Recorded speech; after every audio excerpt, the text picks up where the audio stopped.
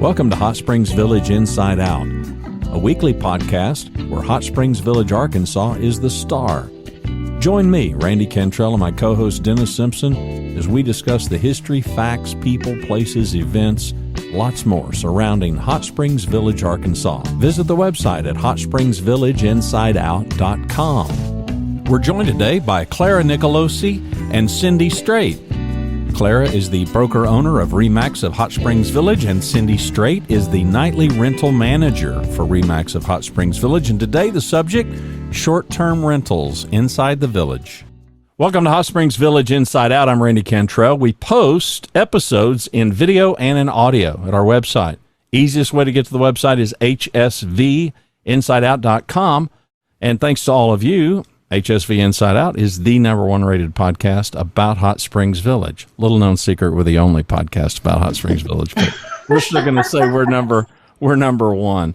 So we want you to visit the website, join our free email newsletter. Today we're going to talk about short-term rentals inside the village. And so I want to bring in my co-host, Dennis Simpson, who is himself an experienced operator in short-term rentals. So take it away, Dennis. You know, when you say experienced, I always hear old. That's the word that comes to my mind, but I'd rather not be but okay, I'll take experience. Well, I tell you what, it is a delight to have Clara and Cindy with us today. People that know the short-term rental inside out as good as anybody else. And so we've got so many topics I wanted to cover today. We've actually got a slew, to say the least. I've been talking with frankly, lots of other people. And, you know, I guess the first thing to say is, and Clara, you know this, and Cindy, in a shorter way, who uses short-term rentals? Everybody? Everybody. Well, the reason I say... Go ahead, I'm sorry.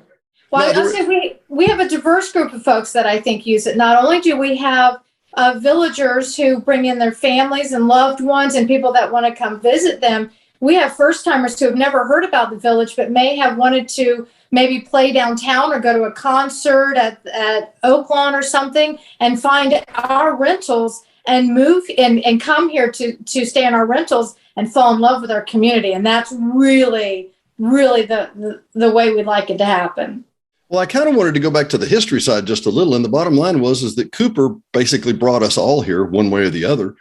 And they used overnight rentals every night, thousands, you know. So it's not like this is the first time we've ever heard of short-term rentals. I think it's a perception that it's a new thing, but it's far from new. Wouldn't you say, Cindy?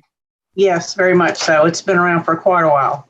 And that's how most of us all got to the village, was staying in a rental and checking the place out. Well, and you know, it wouldn't be a real show, and we wouldn't have real details if we didn't cover the unfortunate parts and whatever. And it gets a bad rap, in my opinion, sometimes. One of the issues that is discussed a lot of times is that, you know, well, these outsiders come in and they rent a place, and then they're loud and they have parties and whatever. I've actually had the opportunity to speak to Chief Middleton about this, and I said, you know, do short-term rentals have more issues than residentials? His reply was, we don't know. And I was a little flat-footed at that. And I said, well, why would you say you don't know it? He said, because we don't know if somebody's from out of town until we arrest them. And we hardly arrest anybody. And I thought, what a great point. I asked if there was a way that we could delineate those numbers. And he said, no. And the more that we talked about it, it was very clear that by there not being a issue with the police, then there's not an issue with the police. Clara, does that make sense?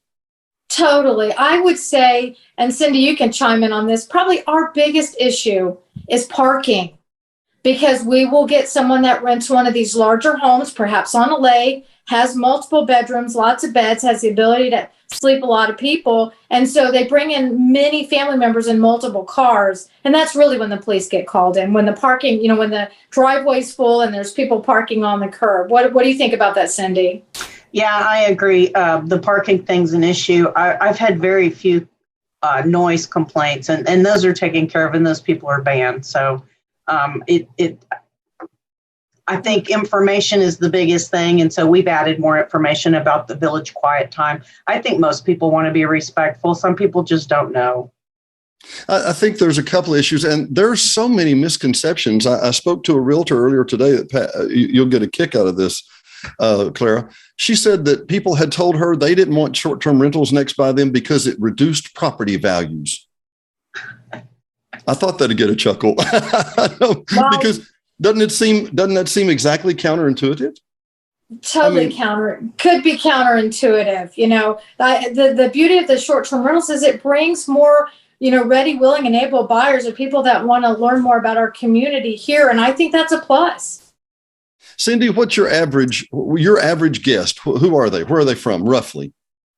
I would say they're retired people that either love to golf or they're coming with the next generation to bring them out to the lake. I would say that's the majority. I want to hear more about the next generation. What's your thought there?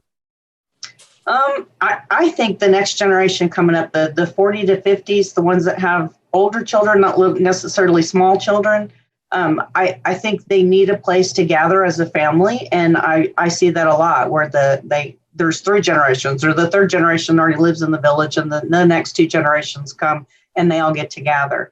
And of course, the 3rd generation, the oldest generation, has a smaller home when they come out here because they're out here to retire. So we rent them a bigger place where everyone can gather and be together as a family. I'll tell you what, I've been looking forward to inviting you and asking you ladies this. Randy, you're the man I want to ask today. What's your impression of short-term rentals? Well, I'm the poster child, like you guys have said, for a person. My first experience was your guest suite in the basement of where you are sitting right now. In 2018, I'd never heard of Hot Springs Village. I'd heard of Hot Springs.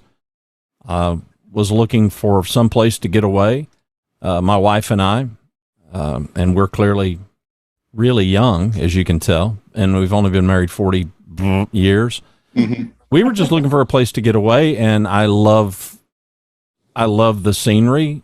I love West Texas, which is where Cindy is from, and I just wanted to get away and had never heard of the place. Looked at the pictures and thought, how have I never heard of this place? So we rented your place, and it was we were smitten, completely smitten. Now we were.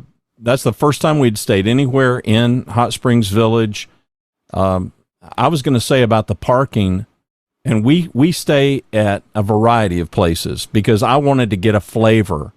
So I would say, as somebody now who is a prospective buyer of a lot or a house, because I am, seriously so, I have been able to taste golf courses, lakefront property, secluded cul-de-sacs where there's nobody for miles and it's nothing but, chipmunks and squirrels and things, just to get a flavor of the place. And when it comes to parking, my wife and I go out, we walk the neighborhoods. I have 100% of the time been asked by neighbors, people who live right next door to the places where we are renting. They notice our Texas plates. They engage us in conversation. Where are you guys from?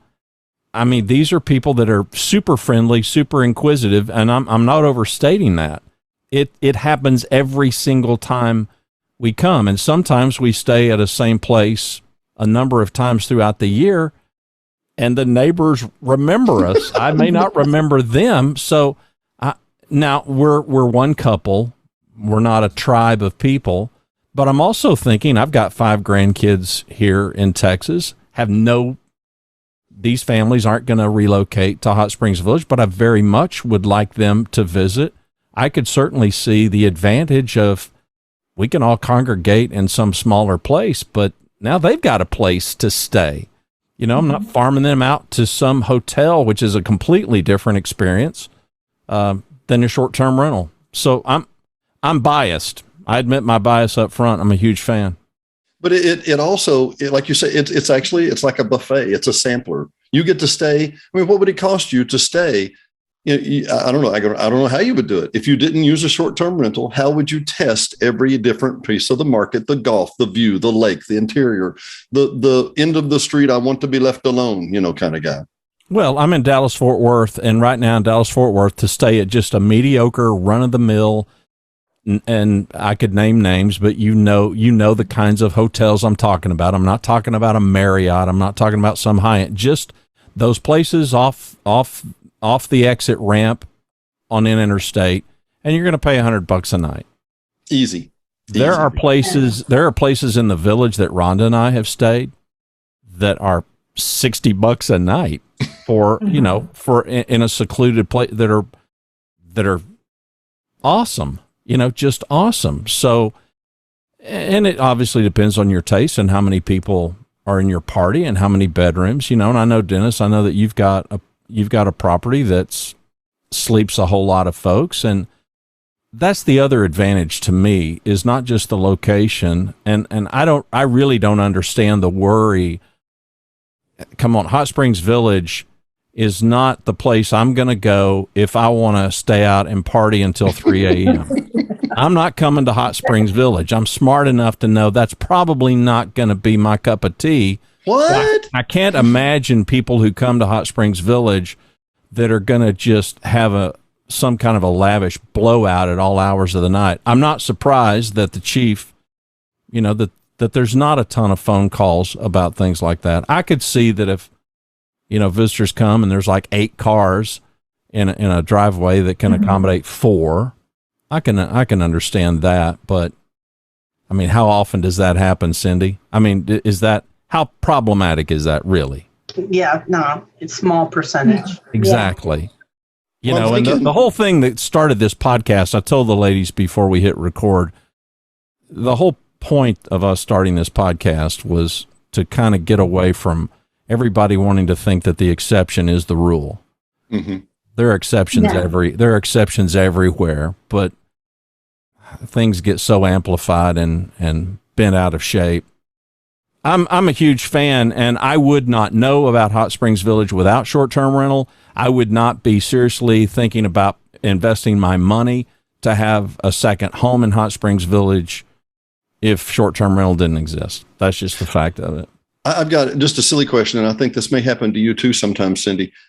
Randy, did you think you were going to stay in Hot Springs? Were you looking to stay in Hot Springs and then you found the Village? Or no, I knew I didn't want to stay in Hot Springs. I knew Hot Springs. No offense to Hot Springs, just not my cup of tea. I get, going there to shop and that sort of stuff. I'm just, the tourist trap ishness is not appealing to me. I wanted woods. I wanted hiking trails. I don't golf. I don't do lake activities, but I love looking at them.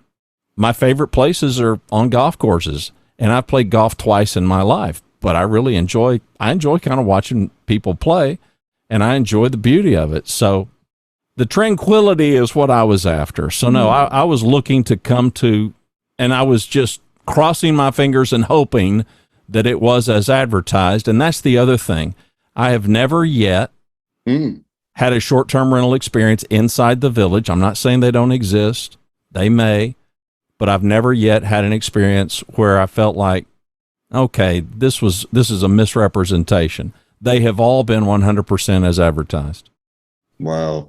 Cindy, I have a range of questions I want to ask you because I'm guessing, and Clara, you can correct me if I'm wrong, but I think, and I don't know that we're going to mention numbers, but I think probably Cindy is probably the largest manager of Airbnbs, at least. Is that fair? Don't know the numbers quite right now. If not, she's vying for number one spot. She's in the top 2 or 3. She's in the top 2 or 3. Yes, she's driven to become that. Driven. Oh yeah. you don't know her well. Yes, you're right. She is. She is. So now, Cindy, you've got several lots to manage over. Your most expensive unit is what? Just rough me. $650. $650 for a night. And what would that get me?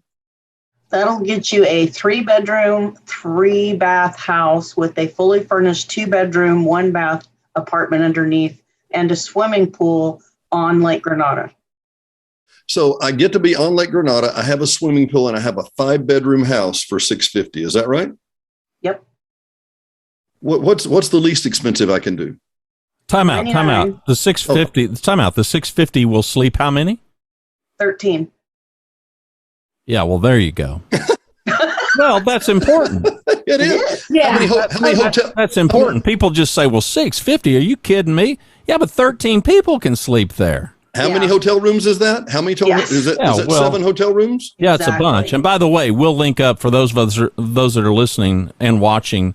We'll put a link. We'll put a link to that with y'all's permission. I assume you won't mind that. We'll put a link to that unit so that you can see what $650 a night will get you if you have a party of 13. There are 10 people, including me and my tribe. Mm-hmm. So if I were to bring all 10, we split the cost. We have done that, by the way. We've gone to the Gulf Coast in Florida and Alabama, and we've rented multi-bedroom condos. And it's not nearly as probably as spectacular as this property that Cindy's got. Okay, continue. I was going to say, tell us more about the property, Cindy. What would you say about it? About the big property? Yeah. Oh, it's gorgeous. They have garden tubs in both of the upstairs bathrooms. They have gigantic stand-up showers that have all been completely redone.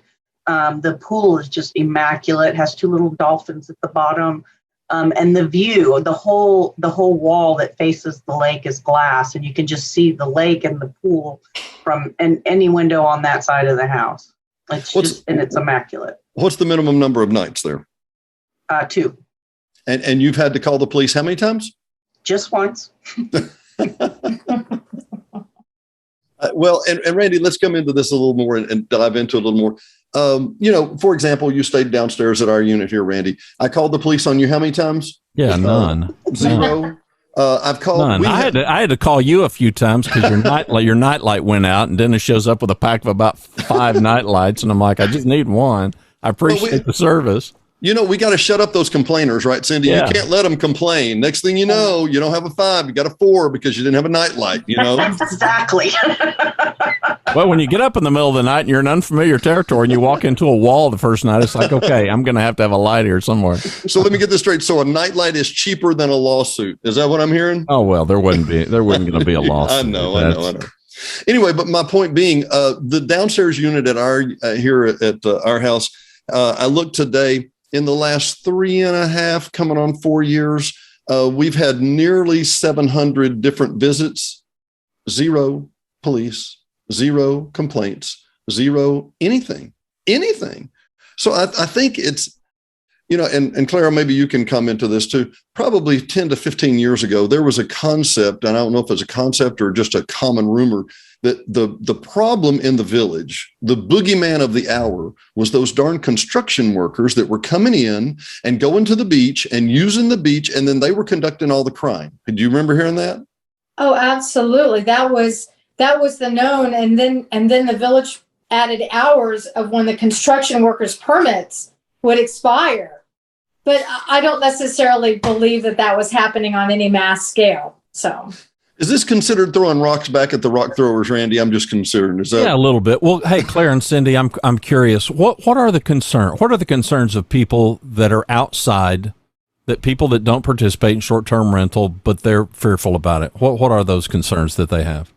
I think they're just worried about the people that are coming in because it's unfamiliar and they're unknown. Mm-hmm. And that's why a lot of them will go introduce themselves, because once you have a relationship there, they're a little less likely to be out on the back howling at the moon, drinking beer at midnight. So I think that's the biggest fear, is that's what people picture. They picture some wild, rowdy crowd karaokeing in the garage all night with the door open or whatever. And that's just not what 99.9% of our visitors do. Well, again, I'm going to stick to my premise that, if that's what you're into, you're not coming there. No. Why would you even think about coming there if that's what you really are into? If you're into that, you're going to be really disappointed in the village. You really are. Seriously. Yeah. But the one noise complaint I got, it really was they didn't know. They didn't know we rolled the rugs up at 10 and everybody goes to bed. So that was just an education thing. And I don't think they meant to be rude. I think they were just naturally loud and noise travels on a lake. So. Well, I got 5 grandkids. I can attest. One, my youngest, who I've nicknamed Road Rash Roy. That's not his name. Kaysen is his name. But Road Rash Roy has always got some boo-boo, on his face because he's fallen or something. And yeah, he's loud. I mean, he talks in an outside voice all the time, so Yes. I could see that, but short of that. Randy would post those pictures of Road Rash Roy, and all I would think is have somebody called Scan, or is this kid just what's the deal? No, he's just fearless. He's just loud. He's loud and fearless. So the cops would get called if Roy was around. He actually attacks life with an aggression. Wouldn't that be fair? Very much so. Yeah. Very much. So. I want to, and we need to wrap up here just a minute and kind of get to the pieces. I do want to say, I think the we would call them STRs, short-term rentals, have brought, I believe, millions of dollars of purchases into the village. Clara, would you like to comment about that? I would agree with you, Dennis. Not only have we brought, future homeowners based on the short-term rental stay, but we also have people that partake in our community, whether they go to the restaurants or they go play on the golf course or engage in one of the local businesses. So it's a win-win. And I love the aspect of neighbors coming over and introducing themselves, because if we can make we can show our true colors of our great community that we live in and become friendly and reach out to these folks. Maybe we'll just make a new Hot Springs Village resident out of that relationship. So I love that. Yeah. You like this Randy guy up here. Yeah, I think that's part of the story. And Randy, let me ask, when people would come up and introduce themselves and just say hi, what was your outsider to insider impression? What did you go, are these people kind of forward, or is what? Oh, no, not at all. And they weren't treating us like, with one eye kind of cocked, wondering, okay, who are you people? The fascinating thing to me, and I realize that there are people who have lived in Hot Springs Village, maybe even from the beginning. But to me, the fascinating thing is an awful lot of folks, everybody that I have met, they're from somewhere else. Hmm. So they came to the village, and they kind of treat you that way. So no, I've felt very welcomed and happy that people engaged. I love that friendly atmosphere. Cindy, the last thing we want to come over is, from what I hear tell, the short-term rental is easy. There's no headaches, and everybody should do it, and it's easy to do, right? Yeah, right. I should do stand-up comedy, right? You should. That was a good one. Tell me. Don't tell him that, Cindy. He doesn't need encouragement. Tell me what it's like to run a short-term rental. What's it like to get into? Just give me the ballpark. As the managing person or as the homeowner? Well, both, if you could, a little, Okay, number one. Well, as the homeowner, we just send you money all the time. As the manager, it's pretty intense, because you have people on both sides. I mean, you're in the middle. Of course, you represent the homeowner at all times. But you're kind of in the middle, and you got to match up people that have a house with people that need a house, and everybody has different needs and wants. And so to make that connection is sometimes a little trickier, because you got to deal with price range and people and beds and who needs their own room and all that sort of thing. But just the fact that you're managing someone's house that has to be maintained, has to be cleaned, has to be monitored, you have to do walkthroughs. You have to make sure, the backyard fountain didn't break and water's gushing everywhere. I mean, there's just a lot to it. There really is. I wanted to say part of that is that there's a perception that, hey, I might just rent this out or whatever. And yeah, there's things to that. Oh, my goodness, Cindy, one of the big things I did not cover, and Randy, this is a huge issue. I completely fell off the map. It would be good. We probably ought to collect taxes off these, shouldn't we, Cindy? Yeah, you're yeah. No, we already do. That's what people don't understand. Airbnb collects fees for themselves, and all of the Garland County, all of the Saline County, if there's any applicable Hot Springs tax, they do all that. They pull it out of the check before we get one, right, Cindy? That's right. And the homeowner's paying property taxes. And they're really just loaning their house out while they're not there. And the other people that are borrowing it are helping to pay the mortgage. I mean, that's how I look at it. It's just a shared thing. Yeah. Where's the furthest away place you have? Where's the furthest away owner? Where's the owner furthest from? California. Really? Yeah. And you manage their property with comfort every day, all the time? Yes. I interrupted Cindy before because Dennis was headed, when you mentioned the most expensive, then go to the other extreme. Yeah, sure.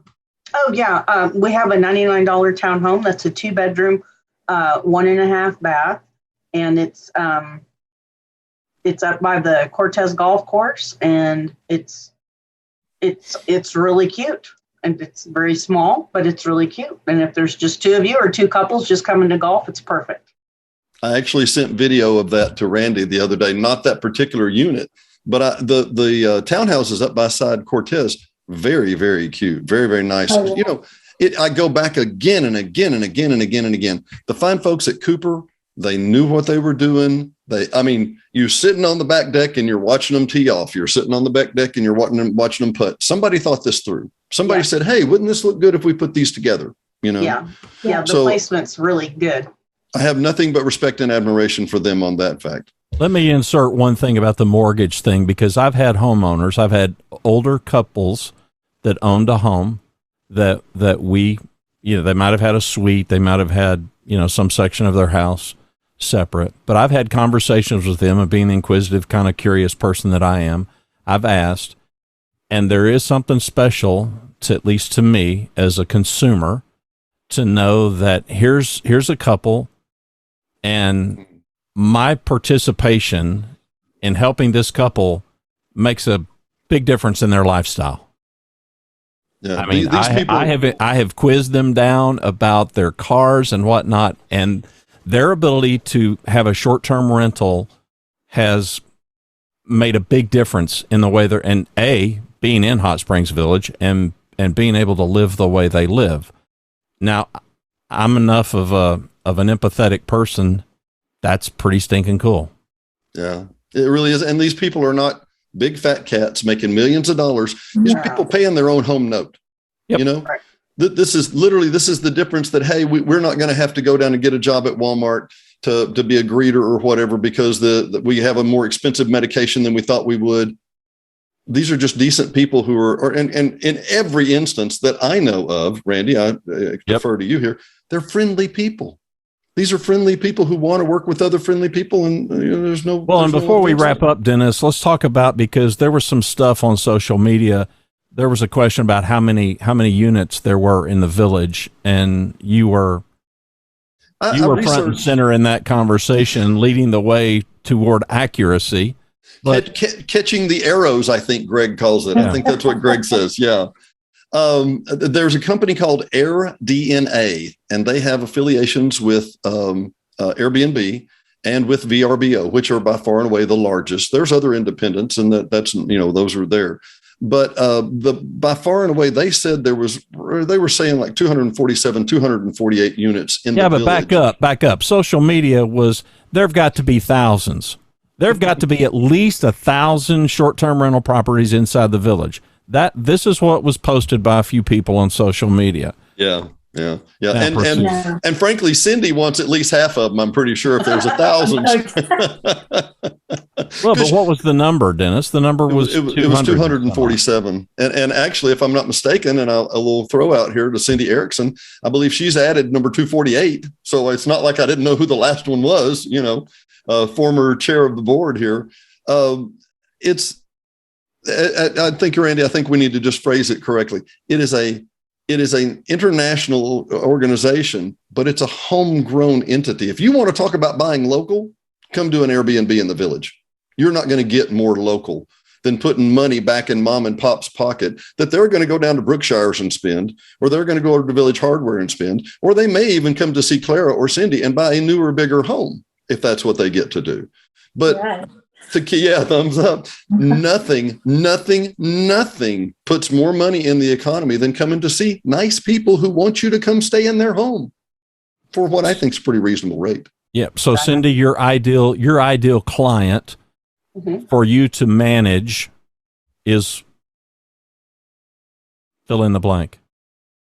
As far as property owner? Yep. So I'm a property owner, and I'm a part-time resident there, and I've got a house that largely sits empty.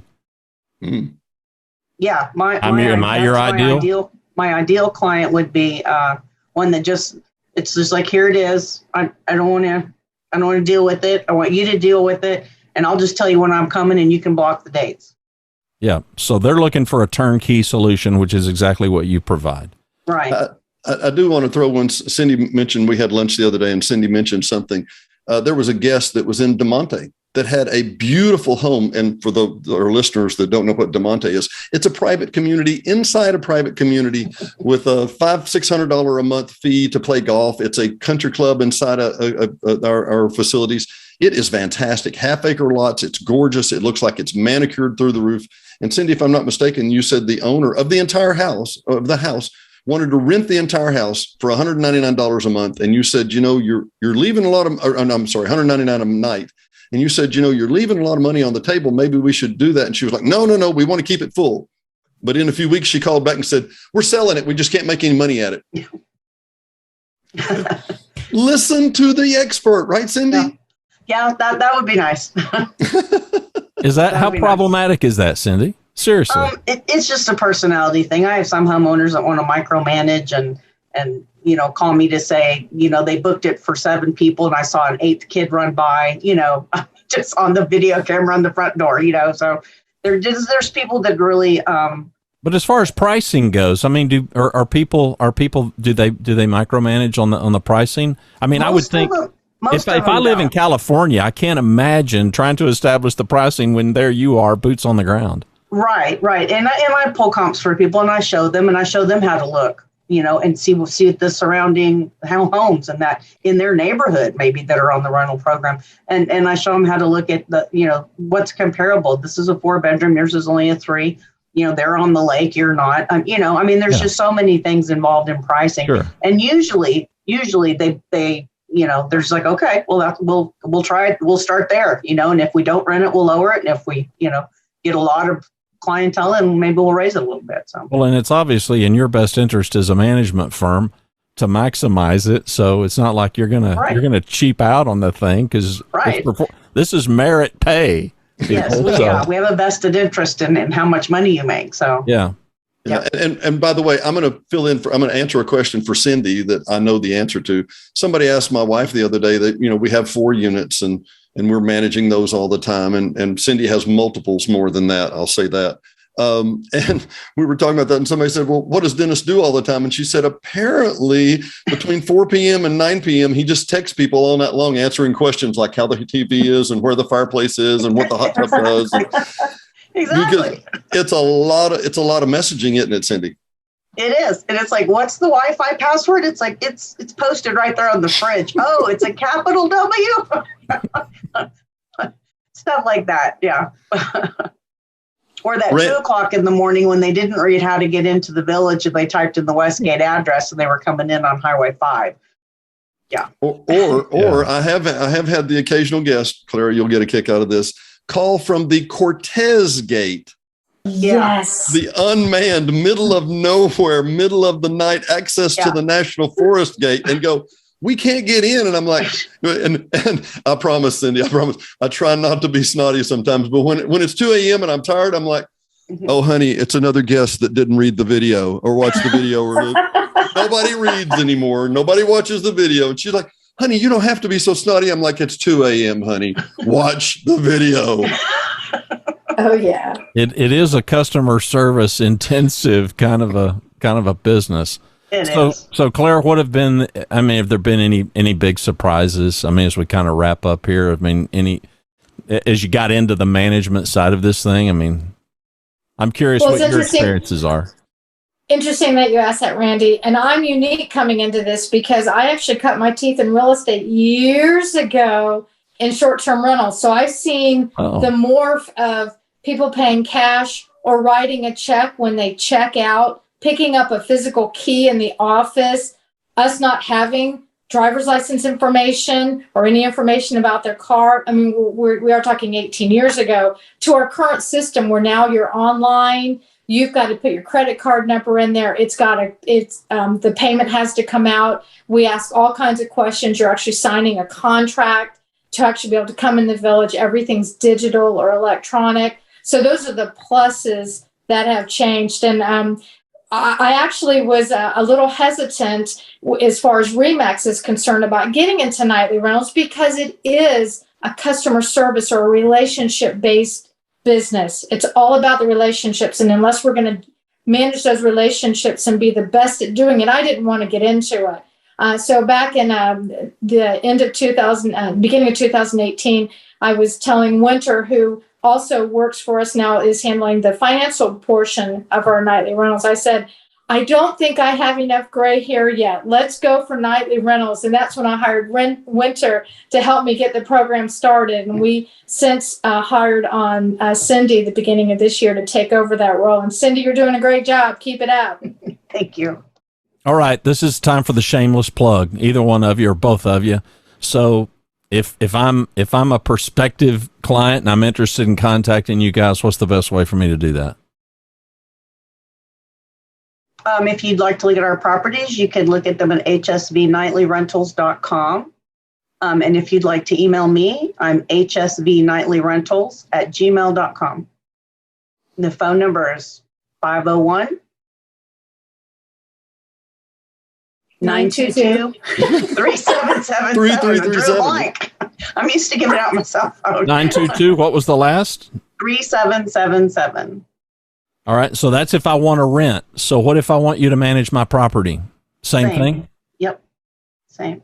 Very good. Excellent. Any last words, Dennis? Well, just a question. What if I want to buy that lake house on Lake Granada, Clara? Who do I call? Hey, you still want to call Remax. That phone number still works. 501-922-3777. There you go. Just making sure. I really appreciate y'all being here today. Sincerely, this has been, obviously it's something that's part of my life, Cindy, part of yours. I mean, it's every evening I'm texting people to reply and come on in the gate and whatever. And it's wonderful to have an association. I'm sorry, I meant to mention that we're starting a short-term rental association. If you are a short-term renter, if you are a Airbnb, or if you're thinking about it, email me, Dennis at hsvinsideout.com, Dennis at hsvinsideout.com. Happy to put you in touch with the association. Cindy's a member with us. And a wonderful organization. And frankly, we're here to shine the best light on short-term rentals because we all do them, we all use them, and we want them to be the best possible. So Dennis Simpson for Hot Springs Village Inside Out. Mr. Randy? That's it. Good night, everybody. I'm glad you were here. Randy, can I say one more thing before we wrap up? You absolutely can. Okay. A lot of people also think that nightly rentals is somehow not what it really is, because if you own a home, and most people don't think of it like this, but I mean, you might come in to your house maybe 3 times a year, and you come in and like that glass bowl that was in the cabinet's missing now, or the refrigerator magnet's gone or something like that. But you also have to remember how many pictures are in somebody's photo album of their vacation, and that's your house. You made their vacation awesome. And that's a huge thing. And a lot of people just don't ever look at that side of it. But you're actually making people smile. You're making people happy. And you're the biggest part of the reason they had a great time. This is why Cindy and I get along so much, is because we're on the same page. It looks like we do rentals. We help people make great memories. Exactly. And there's not, in my opinion, I'm biased again. And I'm the outside, as Dennis pointed out the other day. It's Hot Springs Village Inside Out. He's the inside. Y'all are the inside. I'm the out. I'm looking to get inside, but man, there's no better place to make those kind of memories either. Hot Springs Village. That's the reason it's the star of our show. Thanks, ladies, for being on the show. Thank you. Thank you. Thanks for listening to another episode of Hot Springs Village Inside Out, a podcast where Hot Springs Village, Arkansas is the star. Please subscribe to the podcast. You can do that by visiting our website, hsvinsideout.com, and tell a friend.